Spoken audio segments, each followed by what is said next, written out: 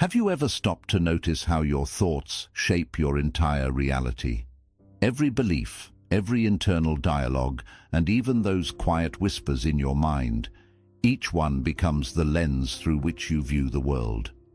And more than that, they act like magnets, subtly attracting the kind of energy and experiences that match your inner state. Your mind, in many ways, is like a garden. What you plant in it will grow. If you sow seeds of patience, kindness, and clarity, your life begins to reflect those qualities. But if you constantly plant doubt, anger, or fear, those are the weeds that take over. The Buddha once said, "The mind is everything. What you think, you become." This isn't just poetic, it's a truth that plays out quietly, day by day, thought by thought. Most people don't know how much power they hold in shaping their inner world. We often let the mind run wild, reacting, overthinking, worrying. But what if you could train your mind the way a monk trains for stillness? What if you could learn to choose the thoughts that serve your growth, your peace, your purpose? In this video, we'll journey through 7 timeless lessons inspired by Buddhist wisdom, each one a step toward feeding your mind with intention. These aren't just teachings to hear, they're practices to live by. Because when you begin to feed your mind with awareness, compassion, and purpose, your life transforms from the inside out. Let's begin. Lesson 1. Your thoughts are the seeds of reality. Imagine your mind as fertile soil, ready to grow whatever you plant in it. Each thought you entertain is a seed. Some seeds are filled with compassion, patience, and humility. Others carry anger, jealousy, and fear. What you nurture in the silence of your inner world eventually blossoms in the life you live. In Buddhism, this truth lies at the heart of practice. The Buddha taught that with our thoughts we make the world. It's not just poetic, it's a psychological and spiritual principle. The thoughts you hold influence your speech, shape your actions, and guide the intentions behind everything you do. Like a ripple in a pond, one small thought can spread outward, affecting your mood, your relationships, even the direction of your life. If you're constantly repeating inner stories of resentment, lack, or unworthiness, those become the blueprint of your experience. But if you choose to plant thoughts of kindness, gratitude, and equanimity, you begin to live in alignment with peace and purpose. This is why mindfulness and meditation are not just spiritual rituals. They are tools for mental cultivation. When you sit quietly and observe your mind without judgment, you begin to see which seeds you've been watering. Are they rooted in fear or in love, in craving or in contentment? The Noble Eightfold Path, one of Buddhism's core teachings, includes something called right thought, a conscious effort to replace harmful thinking with wholesome intention. It's a reminder that every mental habit either builds a bridge to peace or a wall of suffering. So the next time a thought arises, pause. Ask yourself, is this a seed I want to grow? Because over time, those thoughts will take shape in your reality, in your words, in your choices, in the very fabric of your life. Feed your mind with the thoughts you want to live, and you'll find the outer world slowly begins to reflect the calm, clarity, and kindness blooming within you. Lesson 2. Guard the gates of your mind. Think of your mind like a sacred temple. Every sight, sound, and word you allow in is like a visitor entering that temple. Some come with peace, others come to stir chaos. And yet, most of us leave the doors wide open, letting in noise, negativity, and nonsense, without even realizing the damage it causes. In Buddhism, this practice is known as guarding the doors. Being deeply mindful of what we allow into our consciousness through what we see, hear, read, and engage with. Why? Because the mind is impressionable. What it absorbs, it mirrors. If you're constantly surrounded by conflict, gossip, fear-driven media, or people who drain your energy, your inner world starts to reflect that chaos. The peace you're searching for gets buried under noise that was never yours to carry. But you have the power to choose your inputs. You get to decide what enters your mental space. Start asking yourself, what am I feeding my mind today? Instead of waking up and scrolling through anxiety-filled headlines, try listening to a short Dharma teaching. Swap out shallow conversations for meaningful connections that nourish your soul. Spend a few quiet moments in nature, letting the wind, the trees, the silence become your teachers. Even small choices can shift your entire inner atmosphere. Reading a verse from the Dhammapada, sitting in silence with your breath, or simply limiting your time around toxic influences. These aren't grand gestures, but they are sacred ones. Each choice you make becomes a step toward mental clarity, emotional balance, and spiritual grounding. Remember this: your environment becomes your mindset, so shape it with intention. Surround yourself with what uplifts, calms, and aligns you with the person you're becoming. The mind doesn't forget what it sees and hears, so let it witness beauty, let it hear truth, let it absorb peace. Lesson 3. Break free from autopilot thinking. Have you ever caught yourself reacting before you even realize what you're doing, snapping at someone, spiraling into worry, or repeating the same argument in your head for the 100th time? This is what the Buddha warned us about: the trap of mindless reactivity.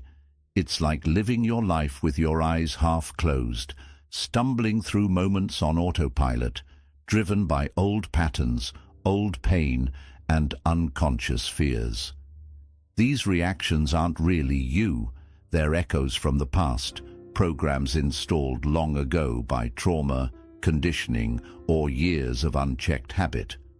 The problem is, the more we feed these automatic responses, the deeper they root themselves in our minds. We become prisoners of our own thoughts, replaying the same stories, feeling the same emotions, and wondering why peace always feels just out of reach. But here's the powerful truth: you don't have to live like that. Buddhist practice teaches us to pause, to become the silent witness instead of the reactive mind. That pause is everything. It's the space where awareness enters. When you notice yourself triggered, overwhelmed, or frustrated, don't fight it. Just pause. Breathe. Observe the thought behind the emotion. Is it fear whispering in your ear? Is it anger clinging to old wounds? Is it jealousy disguised as comparison? Name it gently, no judgment. And then, choose again. Choose a response aligned with clarity. Choose compassion over defensiveness, patience over irritation, stillness over reaction. Every time you break free from autopilot thinking, you reclaim a piece of your freedom. You stop being a slave to your emotions and start becoming the master of your mind. Over time, your reactions soften, your presence strengthens, and your life begins to reflect the stillness you've cultivated inside. Don't underestimate this one shift. It's not just about controlling reactions. It's about transforming your entire inner world. Lesson 4. Reframe every challenge as a gateway to wisdom. Life doesn't ask for your permission before it tests you. The heartbreak, the loss, the job you didn't get, the people who let you down. These moments arrive uninvited, and our first instinct? To resist, to ask, why is this happening to me? To turn away from pain and grasp for comfort. But Buddhism invites us to ask a different question. What if this suffering is not a curse, but a teacher? The Buddha never promised a life without pain. In fact, he called suffering the first noble truth. But he also gave us a way to understand it, to work with it, and even grow because of it. The lesson is simple, yet profound. Suffering can awaken something powerful within us, if we allow it.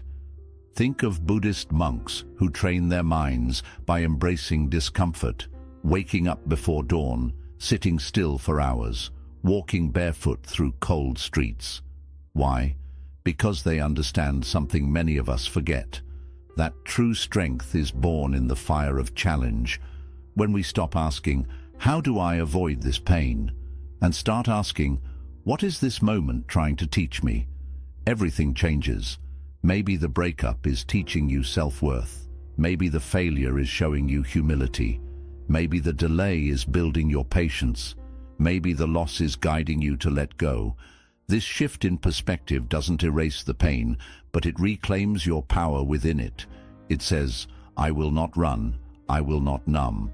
I will sit with this discomfort and learn. This is how suffering becomes sacred, how wounds become windows, how darkness becomes the soil where wisdom grows. So the next time life gets heavy, don't close your heart. Open it. Let the challenge pass through you, not just over you. Ask gently, what is life teaching me here? Because when you feed your mind with this question, something beautiful begins to grow.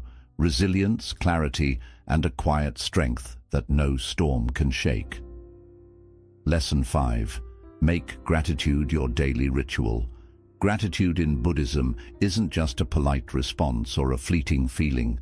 It's a practice, a form of mindfulness that gently brings us back to the present moment and reminds us, we already have enough.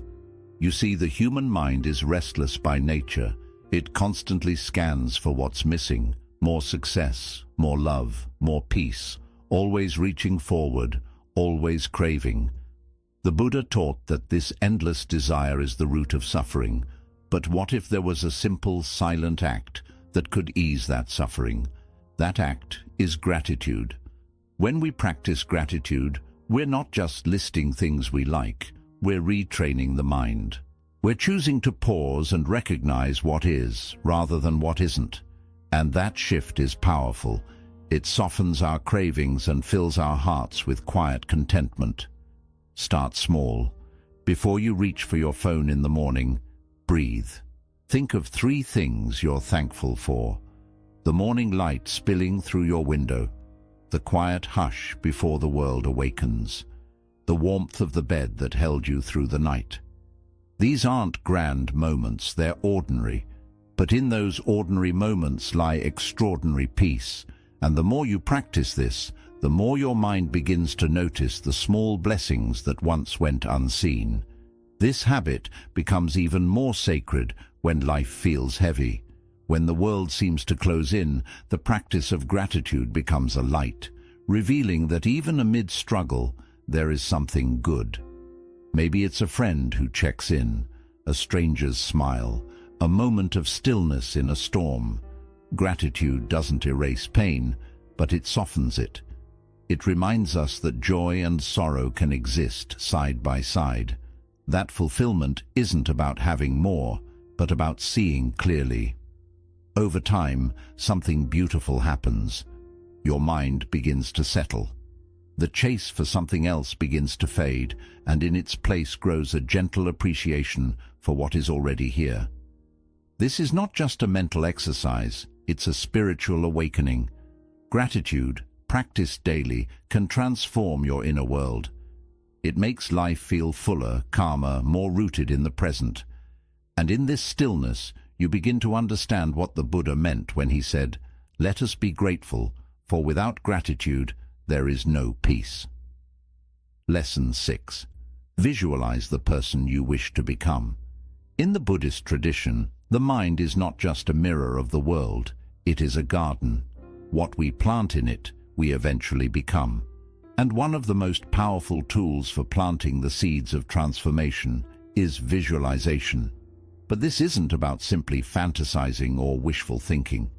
Visualization in Buddhism is a sacred practice, a mental rehearsal where we begin to embody our highest qualities before they fully bloom in our lives. Imagine for a moment that you're not just aiming for patience, you're living it. You see yourself in a moment of tension, not reacting, but breathing. You hear your voice, calm and steady. You feel warmth in your chest as you offer compassion instead of criticism. In that moment of visualization, you're not reaching for patience, you are already patient. This is the heart of bhavana, mental cultivation. Visualization is not passive, it's an intentional act of shaping the inner landscape. Just as a musician practices scales to master the instrument, we use mental imagery to master our thoughts, emotions, and behaviors. Neuroscience has even caught up with what Buddhist monks have known for centuries. Visualizing an act activates the same brain circuits as performing it. But this practice isn't just for monks or mystics. Anyone can do it. If your goal is inner peace, don't just wish for it, see it. Picture yourself walking through life's chaos with grace. See yourself in stressful situations, but unmoved, grounded like a mountain. Feel the steadiness in your breath, the clarity in your gaze. Make this image vivid, hear the ambient sounds. Notice the colors around you, even sense the temperature in the air. The more detailed the vision, the more real it becomes. And soon, it isn't just an image, it's a guide. An internal compass you return to when life tries to throw you off course. This is how visualization bridges the gap between the person you are and the person you are becoming. It softens self-doubt, rewires limiting beliefs, and rewrites the inner narrative from "I hope to be calm" to "I am becoming calm," and the shift is subtle but profound. Rather than seeing yourself as someone lacking peace or discipline or compassion, you begin to see those qualities as already within you, waiting to be expressed. Visualization helps you uncover your true nature, not fabricate it. In Buddhism, this is not about striving to be better in the worldly sense. It's about returning to your original self, the one already full of wisdom, clarity, and kindness. The Buddha never said you needed to add something to be whole. He taught that you simply need to uncover what's already there beneath the noise. Visualization is how we water the seeds of this inner wisdom. It's how we gently pull the weeds of doubt, fear, and distraction, and cultivate a mental environment where peace can grow. So take time each day to sit quietly and visualize not just your goals, but your essence. See yourself as the embodiment of patience, compassion, resilience. Picture yourself moving through the world with intention and grace. With each session, you're not chasing an illusion. You're becoming aligned with who you truly are. And as that image becomes clearer in your mind, it becomes more present in your life. Until one day, you're no longer trying to become the person you imagined. You are that person. Lesson 7. Cultivate the gentle power of self-compassion. In the journey toward inner peace, one of the most radical and transformative steps we can take is to treat ourselves with kindness. In Buddhism, self-compassion is not a luxury, it's a necessity. It's the ground upon which emotional healing and spiritual growth take root. The Buddha taught that to truly offer love and compassion to others, we must first extend it inward. And yet, for many of us, this is the hardest place to begin. We've been conditioned to believe that being hard on ourselves will push us forward, make us stronger, or protect us from failure. But what it often does is break us from within. Buddhist teachings remind us that self-criticism is like picking up a second arrow after already being struck by the first. Pain is a part of life, but the extra suffering we create through guilt, shame, or harsh self-judgment is not. Self-compassion, what Buddhism calls metta for oneself, is the practice of meeting our flaws and failures not with punishment, but with presence. It's the inner voice that says, "I see you. I know this is hard, and I'm still here with you." It starts by recognizing our shared humanity. Everyone stumbles, everyone suffers. And in that understanding, we realize we are never truly alone in our pain. Instead of pulling away from ourselves, self-compassion invites us to reconnect with who we are and with others around us. One of the most powerful ways to grow this quality is through metta bhavana, or loving-kindness meditation. It begins simply. You sit quietly and offer phrases of goodwill to yourself. May I be happy. May I be healthy. May I be at peace. At first, these words might feel strange or empty, but with time, they soften your inner world. They gently replace the sharp edges of self-judgment with warmth, with softness, with care. You may begin to notice your inner voice changing, no longer a harsh critic, but a kind companion. And this shift doesn't just bring comfort, it makes you stronger, because when life knocks you down, it's not criticism that helps you rise, it's compassion. Self-compassion also invites forgiveness, not just towards others, but toward ourselves. We all carry burdens from the past, mistakes, regrets, the weight of things we wish we had done differently. But Buddhism teaches that holding on to the past is like carrying a heavy sack on your back. It slows you down and dims your inner light. Forgiveness is how we put that weight down. This doesn't mean forgetting the past or pretending it didn't matter. It means seeing it clearly, learning from it, and then choosing to move forward, lighter, freer, and wiser. Just as important is the understanding of anatta, or non-self. This teaching reminds us that we are not a fixed identity. We are not defined by the worst thing we've done or the harshest thought we've ever had. We are always changing, always becoming. And when we truly accept this, we stop clinging to old versions of ourselves. We open the door to transformation. This mindset becomes a stable foundation. Instead of constantly seeking approval or fearing rejection, we learn to become our own source of support. In moments of doubt or failure, we can gently remind ourselves, I am still learning. I am still worthy. And in that space, resilience is born, not from pressure or force, but from self-acceptance. As we grow in self-compassion, we naturally begin to share it with others. We become more patient, more understanding of their imperfections, because we no longer demand perfection from ourselves. Our relationships deepen, our empathy expands, and the harshness that once filled our inner world softens, replaced by a quiet strength. In time, self-compassion becomes not just something we practice, but a way of living. It teaches us that gentleness is not weakness, it is strength with open arms. It's the courage to love ourselves, even in the moments when we feel unlovable. To begin again, even when we've stumbled. And most importantly, it gives us the power to nourish the mind with kindness. The Buddha said, "What we think, we become." If our inner world is filled with blame and bitterness, that is the world we carry wherever we go. But if we choose to feed our minds with loving, uplifting thoughts, we begin to create a life of peace, from the inside out. So ask yourself, what are you feeding your mind today? Every moment offers a choice. Choose compassion. Choose kindness. Choose the freedom that comes from standing on your own side. Embrace the present moment as your true home. In a world driven by speed, comparison, and endless striving, one of the greatest acts of healing and quiet rebellion is simply to be here now. The Buddha taught that true peace doesn't come from having more, doing more, or becoming more.